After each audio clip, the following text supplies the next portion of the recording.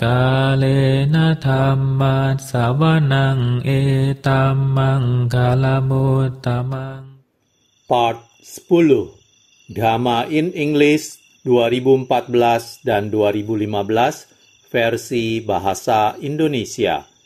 Sebuah koleksi ceramah Dhamma berlokasi di Chula Dhamma Sala, Khao Chi On, Wat Yanasangwararam, Chonburi, oleh Pra Ajahn Sucat Abhijato. Judul asli Dhamma in English 2014 and 2015. Penerjemah Siddhartha Suryameta. Editor Willy Siana Suryameta. Proofreader Margareta Naga Prilianti. Sampul dan tata letak Leonard Halim. Edisi pertama Februari 2020, Jakarta. Dhamma in English 2014 and 2015, a collection of Dhamma talks in English by Pra Ajahn Sucat Abhijato. Copyright Pra Sucat 2018. Hanya untuk distribusi gratis. Dhamma seharusnya tidak diperdagangkan layaknya barang di pasar. Izin untuk mereproduksi isi yang termuat dalam publikasi ini dengan cara apapun untuk tujuan non-komersial sebagai sebuah hadiah Dhamma di sini sudah diberikan. Tidak perlu memperoleh izin lebih lanjut. Reproduksi dengan cara apapun untuk keuntungan komersial dilarang secara tegas. Isi yang termuat dalam publikasi ini tidak boleh dimodifikasi dengan cara apapun. Buku ini tersedia untuk diunduh secara gratis di www.prasucat.com, www.kamathana.com, www.archive.org/details/dhamma1415 Indonesia. Pada video part 10 ini saya akan membacakan bab 10 Umat Awam asal Singapura 14 Juni 2015. Umat awam sedang mengundang Tan Ajahn untuk mengunjungi Singapura. Tan Ajahn, kamu terbiasa dengan kontak fisik, sehingga ketika kamu tidak bisa mendapatkan kontak fisik ini, kamu merasa bahwa kamu terpisah jauh. Kamu seharusnya melihat pada esensi dari kontak kita. Dhammalah yang kita pedulikan. Buddha mengatakan, meskipun kamu duduk di sebelah beliau, tetapi jika pikiranmu tidak pernah memikirkan Dhamma, kamu masih berada sangat jauh dari beliau. Akan tetapi, jika kamu berada sangat jauh dari beliau, tetapi pikiranmu selalu memikirkan Dhamma, kamu berada dekat dengan beliau. Jadi, apakah seseorang berada dekat atau jauh tidaklah ditentukan oleh jarak fisik, tetapi ditentukan oleh pemikiran-pemikiranmu terhadap Dhamma. Jika pikiranmu senantiasa berpikir tentang Dhamma, maka kamu berada sangat dekat dengan Buddha. Kapanpun kamu tidak sedang memikirkan Dhamma, kamu berada sangat jauh dari Buddha. Umat awam, bagaimana cara kita memulai praktek Dhamma? Tan Ajahn, belajar dan praktek. Pertama, kamu harus belajar untuk mengetahui cara praktek yang tepat. Begitu kamu mengetahui cara yang tepat, maka kamu dapat berpraktek dengan benar. Jika kamu berpraktek dengan benar, maka kamu akan mencapai hasil dengan sangat mudah. Inilah struktur 3 tahap dari Buddhisme. Pertama, kamu belajar. Kedua, kamu berpraktek. Dan ketiga, kamu mencapai hasil atau pencapaian. Umat awam, yang paling berat adalah nomor 3, Tan Ajan. Yang paling berat adalah nomor 1 dan 2. Karena yang ketiga datang setelah nomor 1 dan 2. Yang paling sulit mungkin yang kedua. Tetapi yang kedua memerlukan yang pertama untuk memberikan arah yang benar. Jika kamu mau bepergian ke sebuah tempat yang baru, kamu harus terlebih dahulu mempelajari peta. Begitu kamu mengetahui arah, maka kamu dapat berangkat dan bepergian menuju destinasi yang ada di pikiranmu, dan kamu akan sampai di sana tanpa kehilangan waktu sama sekali. Kamu tidak akan tersesat karena kamu mengetahui persis kemana harus pergi, bagaimana cara untuk pergi. Jika kamu tidak belajar dahulu, kamu mungkin tidak sampai ke tempat yang kamu mau datangi, karena kamu mungkin pergi dalam arah yang berlawanan. Belajar adalah hal penting pertama. Mendengarkan ceramah-ceramah dhamma khususnya dari master-master yang telah mencapai. Ada perbedaan yang besar antara mendengarkan instruksi-instruksi dari mereka yang benar-benar tahu dengan mendengarkan instruksi-instruksi dari mereka yang sekedar membayangkan bahwa mereka tahu. Umat awam. Bagaimana Tan Ajan dapat membedakan antara keduanya? Tan Ajan, itu seperti jika kamu adalah seorang pedagang yang berurusan dengan berlian. Kamu harus belajar bagaimana cara menentukan mana berlian yang asli. Jadi, kamu harus belajar dan bertanya kepada orang-orang yang mengetahui bagaimana cara menilai dan membedakan mana berlian yang asli dan mana yang tidak. Kita tahu karena begitu kamu datang ke sini, ke tempat yang tepat, kamu sudah belajar banyak. Kamu mengetahui Ajahn Mun dan Luangta Mahaboa. Kamu tahu mereka adalah biku-biku yang benar-benar tahu karena kamu sudah mendengar dari orang lain. Jadi, jika kamu tidak tahu, maka kamu harus belajar atau meminta nasihat dari mereka yang tahu. Untuk mengetahui apakah mereka benar-benar tahu, kamu harus berpraktek untuk melihat apakah instruksi-instruksi mereka dapat memberimu hasil yang kamu mau. Kemudian, kamu mengetahui bahwa mereka benar-benar tahu. Karena jika mereka tidak mengetahui, maka mereka tidak akan mampu menginstruksikanmu praktek yang mengarah pada hasil yang kamu mau capai. Ini adalah satu cara untuk membuktikan bahwa orang yang mengajarimu tahu apa yang dia sedang bicarakan. Kamu harus berpraktek mengikuti instruksi-instruksinya. Setelah kamu sudah mendapatkan hasil dari mengikuti instruksi-instruksinya di dalam praktekmu, maka kamu mengetahui bahwa orang ini benar-benar tahu. Jika seseorang memberitahumu bagaimana cara sampai ke suatu tempat tertentu, tetapi jika dia tidak pernah ke sana sebelumnya, dia mungkin tidak mampu memberitahumu dengan persis arah yang benar. Namun, jika dia pernah ke sana sebelumnya, dia dapat memberitahumu dengan persis arah yang benar. Ketika kamu mendengarkan seseorang yang belum pernah ke sana sebelumnya, kamu mungkin tidak sampai ke tempat yang kamu mau datangi, sehingga kamu mengetahui bahwa orang ini tidak mengetahui apa yang dia sedang bicarakan. Orang yang sudah pernah ke sana dapat memberitahumu dengan persis bagaimana cara sampai ke sana, dan kamu dapat sampai ke sana dengan mengikuti instruksi-instruksinya.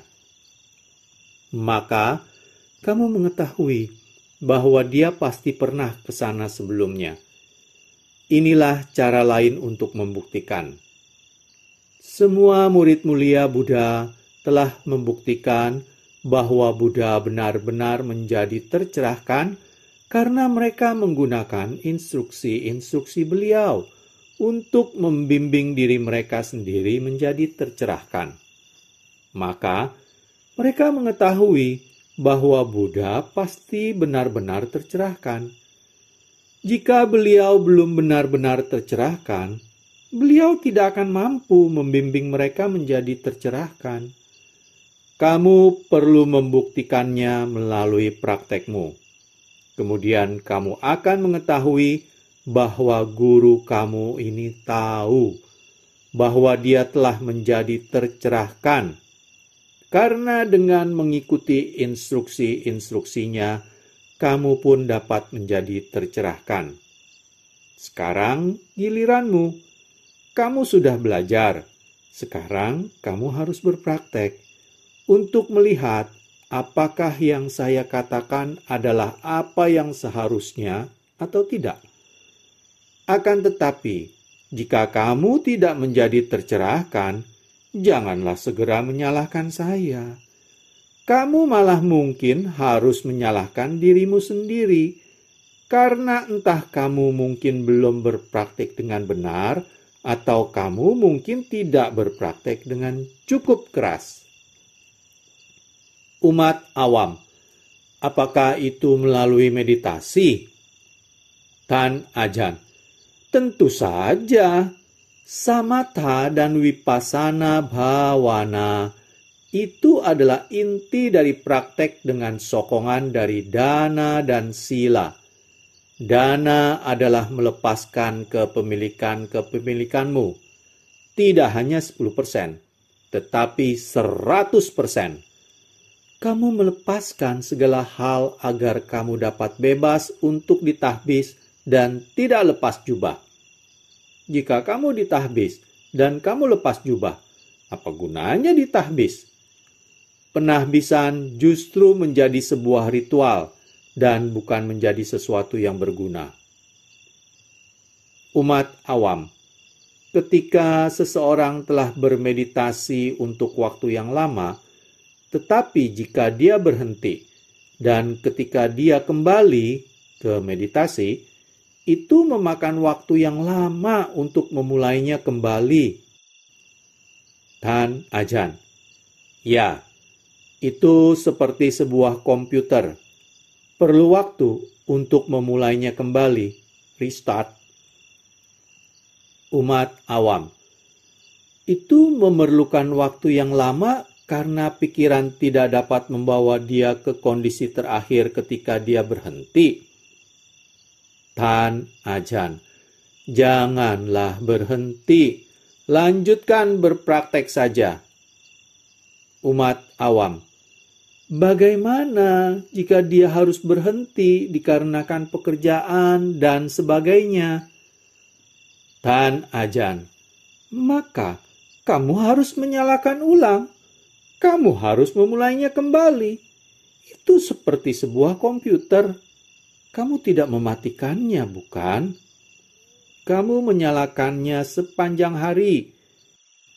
Jika kamu mematikannya, ketika kamu mau menggunakannya, kamu akan harus menunggu komputer tersebut untuk memulai kembali. Sama halnya, cobalah untuk tidak berhenti berpraktek. Cobalah untuk memberikan bobot pada pentingnya berpraktek di atas urusan-urusan lain. Berikan prioritas pada praktekmu. Segala hal lain datang dan pergi, dan mereka tidak benar-benar memberimu manfaat yang sama dengan apa yang kamu akan dapatkan dari praktekmu.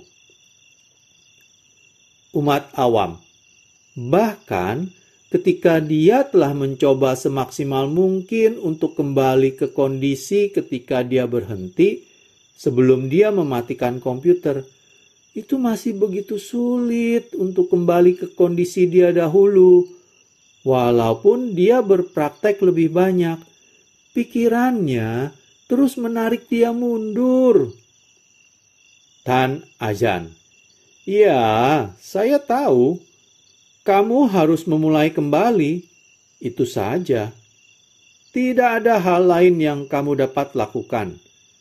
Jika kamu terbiasa untuk berlari setiap hari dan kamu berhenti berlari selama setahun, maka ketika kamu mulai berlari lagi, kamu tidak akan mampu lari dalam jarak yang sama dengan yang kamu lakukan sebelum kamu berhenti. Kamu harus mulai dari awal lagi. Itulah fakta kehidupan. Itulah alasan mengapa begitu kamu mulai, janganlah berhenti. Umat awam, pikiran saya selalu terganggu. Tan Ajahn, karena pikiranmu tidaklah cukup kuat. Jika kamu memiliki cukup dhamma, tidak ada hal yang dapat menghentikanmu. Apa yang menghentikanmu adalah kebodohan batinmu sendiri. Kamu berpikir bahwa hal-hal lain adalah lebih penting dibandingkan dhamma. Jika kamu berpraktek dan mencapai hasil dari praktek dhamma, maka kamu akan mengetahui bahwa tidak ada hal yang lebih penting dibandingkan praktek dhamma. Karena tidak ada hal yang dapat memberimu hasil yang kamu bisa dapatkan dari praktek dhamma. Buddha mengatakan kebahagiaan dari praktek dhamma jauh melampaui jenis kebahagiaan apapun di dunia ini. Jadi, kamu dapat melepaskan segala hal, seperti cara Buddha melepaskan kehidupan kepangeranannya, karena beliau mau mengalami hasil dari praktek dhamma ini yang beliau telah capai di kehidupan-kehidupan sebelumnya, di mana pikiran beliau mencapai samadhi ketika beliau ditinggal sendirian, dan beliau mengetahui bahwa tidak ada hal yang seperti ini di dunia ini. Inilah yang memikat beliau untuk meninggalkan istana dan mengenakan jubah, ditambah fakta bahwa beliau tahu dirinya akan menjadi tua, menjadi sakit, dan mati. Inilah beberapa hal yang mencegahmu agar tidak menghentikan praktek dhamma kamu begitu kamu sudah mulai. Yaitu, kamu akan menjadi semakin tua, menjadi sakit, dan kamu akan mati. Satu-satunya hal yang akan menolongmu adalah praktek dhamma. Karena ketika kamu memiliki dhamma, maka kamu tidak akan terpengaruh oleh sakit, penuaan, dan kematian dari tubuh. Kamu seharusnya senantiasa bercermin pada masa depan dari tubuh fisikmu, bahwa tubuh fisik itu akan menjadi tua, menjadi sakit, dan mati. Dan satu-satunya hal yang dapat membantumu agar tidak terpengaruh dengan hal-hal ini adalah praktek dhamma. Semoga kamu maju dalam praktek dhamma kamu, dan semoga menjadi tercerahkan segera suatu hari. Teruslah saja berpraktek, dan kamu akan sampai di sana. Akhir dari tanya jawab. Sadhu, sadhu, sadhu. Demikianlah, berakhir sudah saya bacakan bab 10 Umat Awam asal Singapura 14 Juni 2015. Pada video part selanjutnya, part 11, saya akan membacakan bab 11 Umat Awam asal Indonesia 23 Juni 2015. Terima kasih. Kalena dhamma savanang etammang kalamuttamang